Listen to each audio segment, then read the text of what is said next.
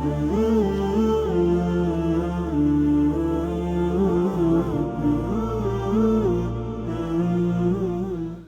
انس رضی اللہ عنہ سے روایت ہے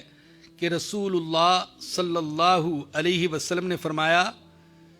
4 چیزیں انسان کی بدبختی کی علامت ہیں۔ پہلی چیز جمود العین، آنکھوں کا خشک ہو جانا، کبھی اللہ کے ڈر سے آنکھ سے آنسو کا قطرہ بھی نہ بہے، یہ بدبختی کی علامت ہے۔ یہ جو آنسو ہیں اللہ کے ڈر سے یا اللہ کی محبت میں انسان کی آنکھوں سے بہنے والے آنسو، اللہ کی نظر میں ان آنسوؤں کی بڑی قدر و قیمت ہے، حتیٰ کہ ہمارے آقا صلی اللہ علیہ وسلم نے فرمایا جس کی آنکھوں سے اللہ کے ڈر سے مکھی کے سر کے برابر بھی آنسو کا قطرہ نکلا، اللہ اس پر دوزخ کی آگ حرام کر دے گا۔ دوسری چیز وقساوۃ القلب، دل کا سخت ہو جانا، دل بالکل سخت ہو جائے، دل پر کوئی چیز اثر ہی نہیں کرتی۔ بعض بزرگوں کا یہ قول نظر سے گزرا، وہ فرماتے ہیں دل کا سخت ہو جانا یہ اللہ پاک کا بہت بڑا عذاب ہے۔ اللہ جب کسی سے ناراض ہو جاتے ہیں تو اس کے دل کو سخت کر دیتے ہیں۔ لیکن ایک وضاحت ضروری ہے، کیونکہ ہم جب دل کی سختی کو بتاتے ہیں کہ اللہ کا عذاب ہے دل کی سختی، تو بعض ہمارے بھائی جو اللہ سے ڈرنے والے ہیں وہ پریشان ہو جاتے ہیں، وہ کہتے ہیں نماز میں دل نہیں لگتا، دعا میں دل نہیں لگتا، تلاوت میں دل نہیں لگتا، تو اس کا مطلب ہے میرا دل تو سخت ہے، اور اس کا مطلب یہ ہے کہ اللہ پاک کا مجھ پر عذاب ہے۔ تو یاد رکھیے دل میں انقباض کی کبھی کیفیت کا پیدا ہو جانا یہ اور چیز ہے، اور دل کا کفر میں سخت ہو جانا یہ اور چیز ہے۔ یہ جو قبض کی کیفیت ہے کہ دل بعض کا سکڑا ہوا ہے، نماز میں دل نہیں لگ رہا، دعا میں دل نہیں لگ رہا، تلاوت میں نہیں لگ رہا، بعض اوقات کسی گناہ کا اثر ہوتا ہے، بعض اوقات حرام غذا کا اثر ہوتا ہے، اور بعض اوقات اللہ کی طرف سے آزمائش بھی ہوتی ہے، کیونکہ جو بست کی کیفیت ہے کہ بڑا دل لگ رہا ہے، دعا میں بڑا مزہ آ رہا ہے، دل چاہتا ہے مانگتا ہی چلا جاؤں، مانگتا ہی چلا جاؤں، اور تلاوت میں بڑا مزہ آ رہا ہے، دل چاہتا ہے ایک پارہ پڑھا دوسرا پارہ بھی پڑھ جاؤں، نماز میں بڑا دل لگ رہا ہے، یہ بست، اس کو کہتے ہیں بست کی کیفیت۔ تو بست کی کیفیت میں عبادت کر لینا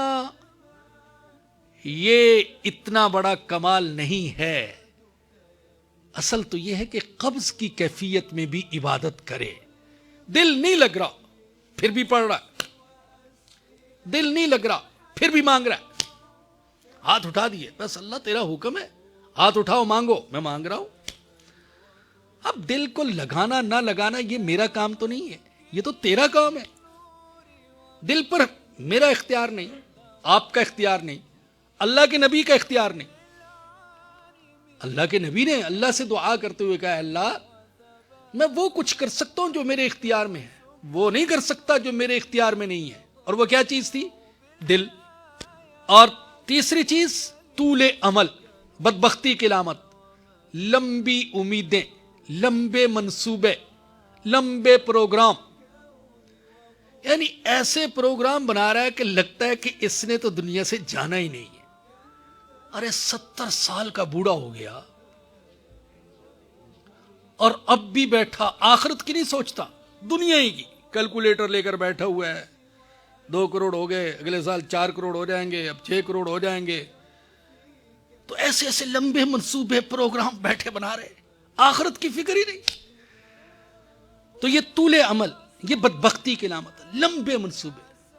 مومن کی شان یہ ہے ہر وقت آخرت کے لیے تیار رہے۔ اس لیے ہمارے حضور نے فرمایا کہ وصیت نامہ لکھ کر رکھا کرو اپنے ساتھ، وصیت نامہ ہر وقت تیار رہنا چاہیے، ہر سال لکھا کرے، اب جنوری 2012 شروع ہو گیا، نیا سال ہے، آپ اپنا وصیت نامہ لکھ دیں۔ الحمدللہ میں ہمیشہ بتاتا بھی رہتا تھا، میرے پاس میرا وصیت نامہ لکھا رہتا ہے، پتہ نہیں کب موت آ جائے۔ حضور نے نقشہ کھینچ کر بتایا صحابہ کرام کو، یہ لمبی لکیر کھینچی، فرمایا کہ یہ انسان کے منصوبے اور پروگرام ہے، اور ادھر ایک خط کھینچا، فرمایا یہ اس کی عمر ہے، یہ اس کی زندگی ہے۔ منصوبے تو وہ آگے جا رہے اور عمر اتنی سی ہے۔ اور چوتھی علامت بدبختی کی، والحرص علی الدنیا، دنیا کی شدید حرص، دنیا کو ضرورت کے لیے کمانا یہ سنت ہے، یہ نیکی ہے، یہ عبادت ہے، حلال روزی کمانا عبادت ہے، لیکن دنیا کا حریص بن جانا، حریص بن جانا کہ دین جاتا ہے تو جائے، اللہ ناراض ہوتا ہے تو ہو جائے، آخرت تباہ ہوتی تو ہو جائے،